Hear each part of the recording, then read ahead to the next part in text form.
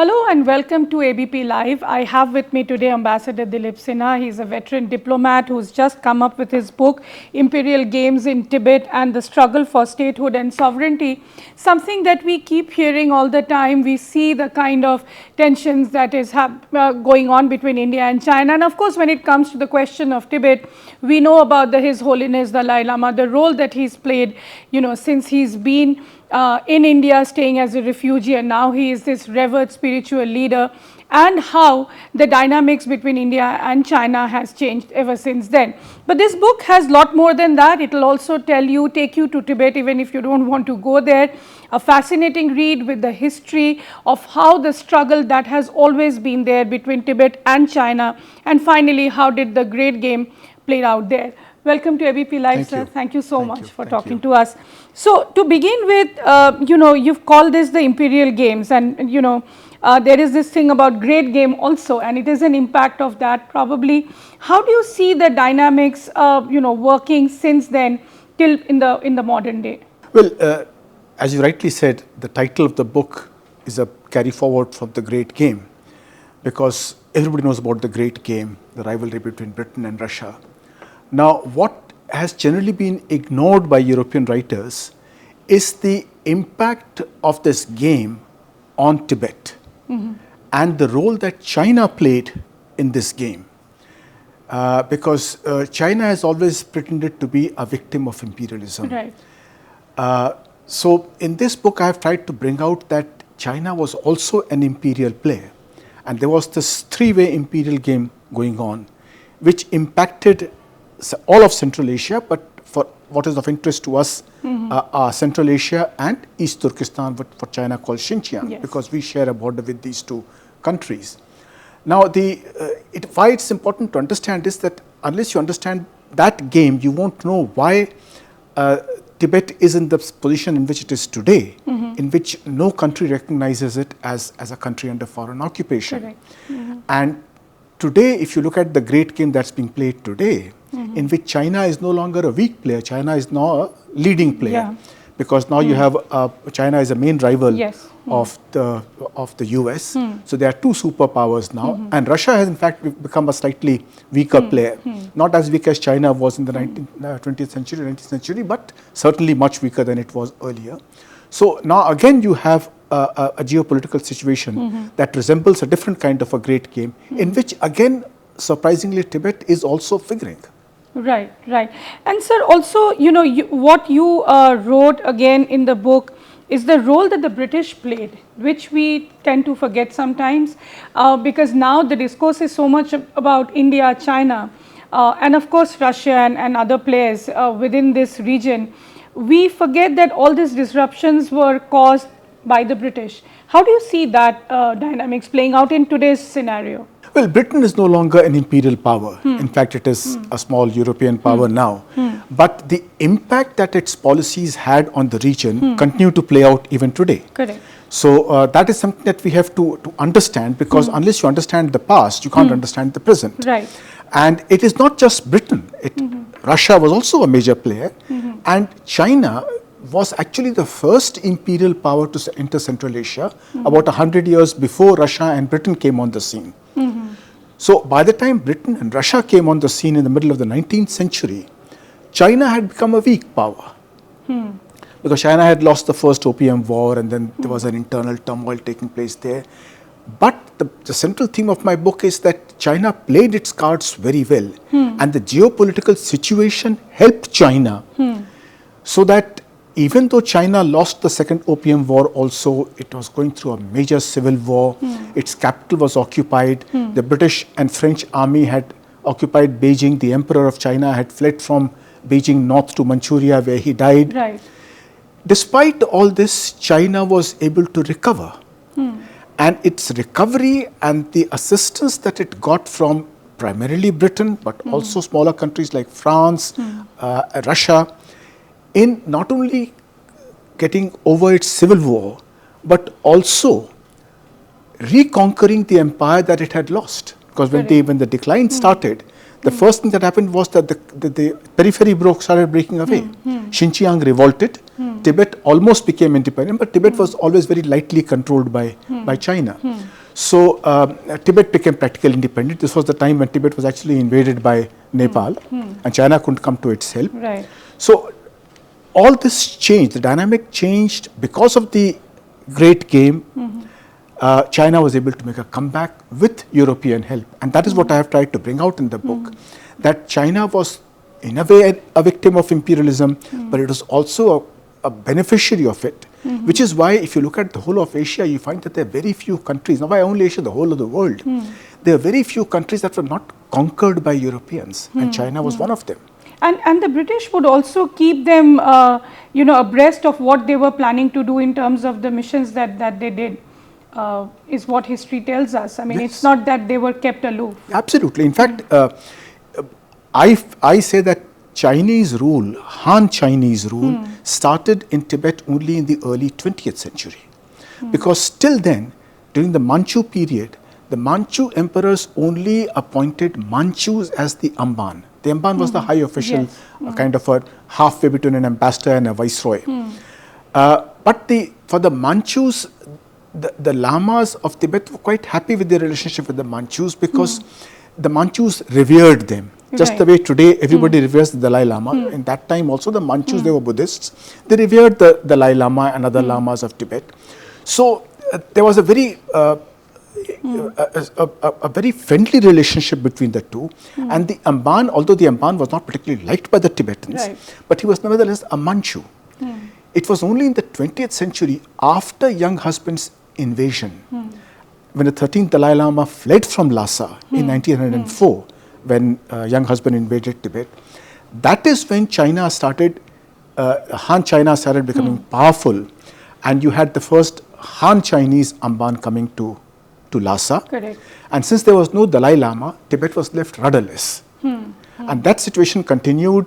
There was one particular person who's known as the Butcher of Lhasa, Chao Er-feng, who was the governor of the province of Sichuan, the Marshes province there, and also simultaneously Amban to Lhasa.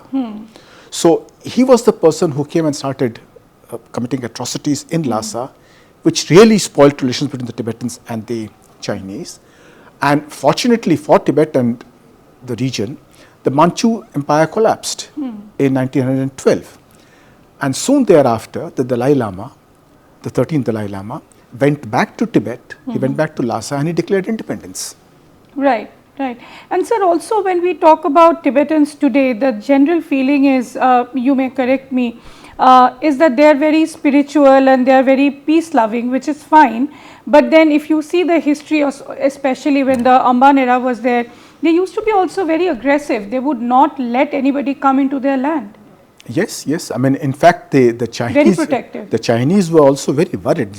If you read early Chinese history, one of the fears that they had was that the Tibetans used to attack them. Right. And they called the Tibetans, as they call all the foreigners, barbarians. But the Tibetans were very, very, very fierce people. They would go and attack. In fact, in the Tang period, and Tang period in China Tang is a powerful dynasty in China. At that time, the Tibetan forces went and invaded and plundered the capital of the Tang dynasty, Chang'an.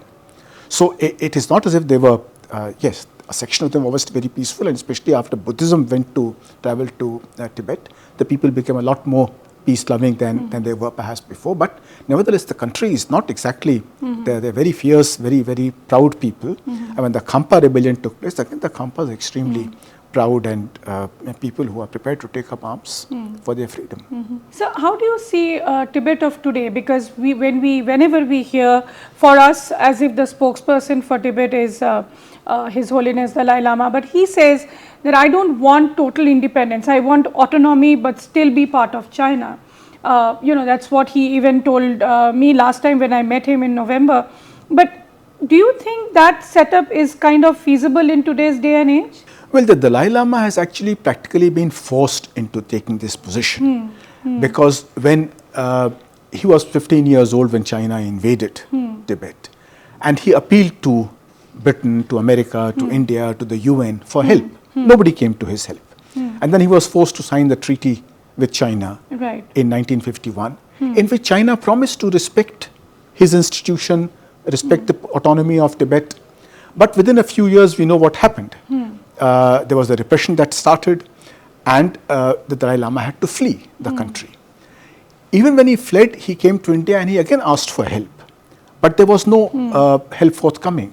So one of the points that he made was that, look, we have got shelter in India. I do not want to embarrass my host country. So in that situation for him, it was accepting the reality that there was no help coming from anywhere. So if they wanted to go back, there would have to be some kind of a compromise with China. So he agreed to talks. Right. But even then, the talks that the conditions, the preconditions that China imposes in these talks are such that the talks are not even taking place now. There are some rumors of perhaps back channel talks, some kind of contacts being there. But these are not serious dialogue on what can happen, whether China is willing to agree to some kind of an arrangement.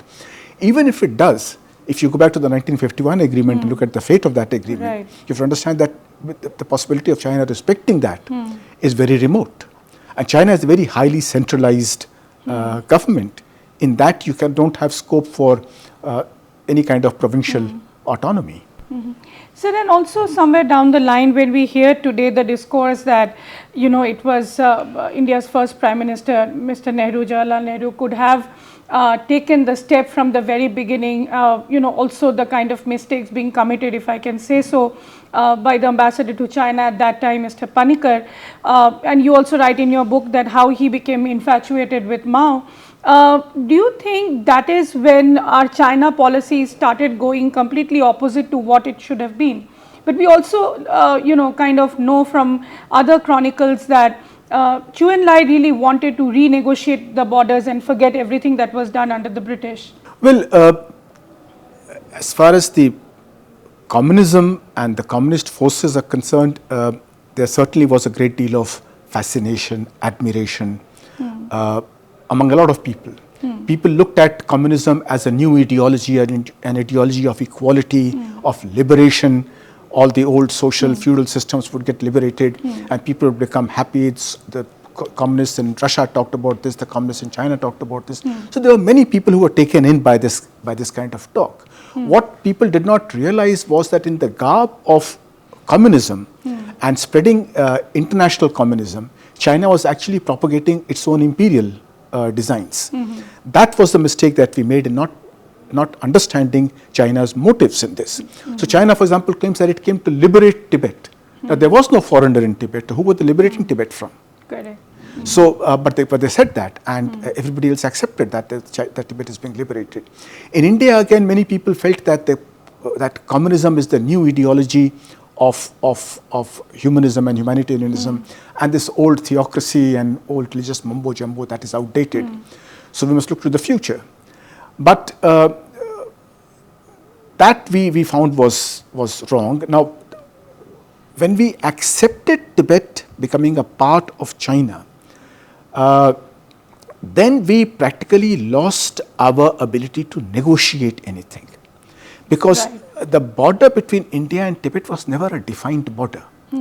We had basically one agreement that was signed in 1914 between British India and Tibet, which defined the McMahon line in Arunachal Pradesh, which China did not recognize. And there was this earlier agreement in Ladakh, defining the border between Ladakh and Tibet, which was signed by the Maharaja of Kashmir with the representative of the Dalai Lama in 1842-43. So you had these essentially open frontiers, which were never a security threat to either Tibet or to India. And people used to cross, not many people crossed, it was a very difficult terrain, but traders would cross, some pundits would cross, the lamas would come across for studies. So it was all open. Now, Tibet also had its own ambitions of where it saw the border. And when the British first wrote to the Tibetan government saying that we are handing over power in India to a new government and we are withdrawing, the first letter one of the letters that the Tibetan government wrote to the British was, why didn't you give back the territory that you had taken from us? Yes. So now they didn't define that territory. But these understood to be the Tawang area. Yeah, Tawang area, part of Ladakh, etc. So now that was not settled. Now, when we accepted Tibet as a part of China, China could then claim all the territories that Tibet claimed. Because where would Tibet, where was the boundary of Tibet? Right. Now, unlike in the case of Tibet, with whom we had very friendly relations and wouldn't have mattered because they were not really going to occupy as an imperial power, in the case of China, that situation changed. So we found ourselves with no cards to play. You had territories that were always open, people who paid homage to the Dalai Lama, who would send tribute to the Dalai Lama. All over the Himalayas you have people, well, in Himalayas, even the rest of India you have people, in Bodh Gaya you have people who respect the Dalai Lama and would be very happy to pay homage to him. Now you can interpret that as a sign of tribute, which is what China does. That these are all people who pay tribute to the Dalai Lama. And since the Dalai Lama belongs to China, therefore we are all tributary states of China. And sir, interestingly, we see this discussion also coming up that, well, today, yes, there's been this decade since Dalai Lama has been here, but now the question is what after him? There is already, China is gearing up to elect the next Dalai Lama. This Dalai Lama says that he will be sort of leaving his body when he is 113. But if you see the young Tibetans who are there in Dharamsala and all, they although they respect his middle path and this kind of understanding that okay, we'll be autonomous within China, they do not really believe in that. They are like, we have to get complete independence. So somewhere down the line, do you believe that in Dalai Lama's absence and whenever that happens, there will be a difficulty that India will be facing with the young generation of Tibetans who've grown up here and who are there across the world? That is quite possible. That is quite possible because the younger generation will automatically be a lot more demanding than the older generation, which has gone through a difficult time. Right. Dalai Lama, of course, has said that he has divested himself of all temporal powers. So all political power has already been transferred to the Central Tibetan Administration, to the CTA. So it is for the CTA to then to step up and take over the role of the leadership of the Tibetan community outside and lead the movement towards whatever goal it sets for itself. But they must also remember that for India, autonomy is important for the Tibetans, but for India, an autonomous Tibet still means that we have to negotiate our border with China. Right. Because no country will hand over defense and foreign affairs to its province, no matter how autonomous that region be. So that will not change the situation for our negotiators. We will still have to deal with China and its army. That would be an internal matter for Tibet and China as to what degree of autonomy it gets. So what policies the Tibetans pursue, whether now or later on after Dalai Lama passes away, is for them to decide, but they will have to look at the implications of that policy for, at least for India, which is very important. And do you also foresee this to be another security challenge that India will be facing on top of what we are already facing with India-China? I mean, as you rightly said that, today the Chinese do not even believe to the 6 border protocols we had. I mean, after the Galwan incident, all that has been also washed away. So, do you see this to be an additional security challenge for India in the coming years? Well, it won't be additional. The challenge will continue. It's the same China challenge that we have. As long as the Chinese army is there, the challenge will continue. And sir, if I can ask you, since you've dealt with it so deeply, how do you see, and you being a veteran diplomat yourself, do you ever see that India and China will be able to settle the boundary now that the Chinese are almost there to settle it, even with Bhutan? It will be the only country that is India with whom they would have an unsettled border. Well, whatever borders China is settling, it is settling on its own terms, and in many places it is going back on its own commitments and increasing its demands. So it will take what's called salami slicing is taking place all the time across the border. So in this situation, we have to be extremely careful as to what we can ask for. But the central problem in our relations with China is not the border. The central problem is Tibet, because China has swallowed Tibet, but it has not been able to digest it. So it's creating trouble inside its stomach. You have people who are agitating in Tibet, yes, people who still commit self-immolation, They're still crossing over to India. They're still crossing over to India. Now, all these, the border tightening that you can see on the border is for what? China, India doesn't plan to invade China, and China knows that. So, if the border tightening is because China does not want any kind of people leaving Tibet or people from outside getting in and spreading revolutionary ideas, ideas of independence inside. It's the same kind of situation that prevailed in the Cold War in Germany, where you had the wall, the Berlin Wall. The Berlin Wall wasn't meant to keep the West Germans out. It was meant to keep the East Germans in. Exactly. On the West German side, people could go up to the wall and paint on the wall whatever they wanted to. On the East German side, you couldn't go to within 200 meters of that wall. There were dogs and there were guns and there were guards, because it was meant to prevent the people from East Germany from crossing across. This is what the current situation is. So, our problem with China is not the border. Our problem is that China, whenever there is an agitation either inside Tibet or outside, China suspects that India is behind it. Yes. And there's nothing we can do about to convince China that we are not helping the Tibetans. But the fact is that Tibetans are agitated. They speak up. They will speak up. After all, it's their country, it's their freedom. So that is the main problem that we have between our two countries. And so that the struggle for there. statehood and sovereignty for Tibet will remain? Will remain, yes, absolutely. It will remain unless the Tibetan people themselves give up their struggle and say we have now become. That will happen. Yeah, if that happens, then of course, for them it has happened in the case of, let's say, Manchuria. The Manchus ruled over China for 300 years, and yet today there is no Manchuria. In fact, it's been split into 3 provinces. Correct. And at least Tibet has the status of a Tibetan autonomous region, although China is not trying to change the name of Tibet. It's using the name Xizang. Yeah, these days they are changing the names of all the Just as they have changed the name of East Turkestan, it used to be called Alt Shahar, and Ati Shahar, so there were different names for it. But those names are gone now. Now it's all Xinjiang that they use. So similarly, in fact, our media people also are very often start using the name Xizang as if that is the new name of Tibet. Well, sir, thank you so much. That has been wonderful conversation with you. So let me show it for our viewers again. This is the book Imperial Games in Tibet, The Struggle for Statehood and Sovereignty. Do pick up a copy, and you would need to understand the history before you understand why the problem is there between India and China today. And as Ambassador Sinha just said, that the problem really is between India, Tibet in the center. Thank you for watching this conversation. For ABP Live, this is Nayanima Basu. On camera, Ayan Hussain.